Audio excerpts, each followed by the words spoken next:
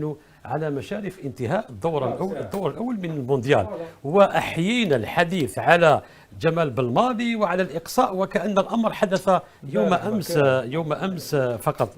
وذهبنا يا عماد ونحن نتحدث على بلماضي وعلى المنتخب الوطني لنناقش البديهيات. هل قلنا يا عماد في هذا البلاطو بأن الجانب التقني يتحمله أحد المناصرين الذي كان في تشاكر؟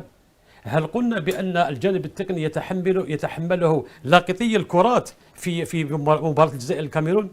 من البديهي أن يكون الذي يتحمل الجانب التقني والفني هو المدرب كان اسمه جمال بلماضي.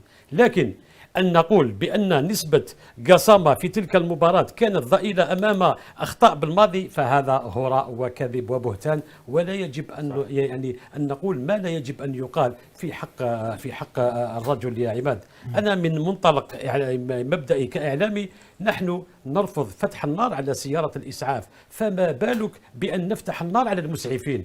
نحن اليوم في الجزائر بدأنا نفتح النار على المسعفين وليس على سيارة الإسعاف. جمال بلماضي إلى أن يثبت العكس هو الناخب الوطني للمنتخب الوطني الجزائري، وجمال بلماضي إلى أن يثبت العكس شرع في مخطط أو المشروع الثاني بعد العودة إلى الإقصاء.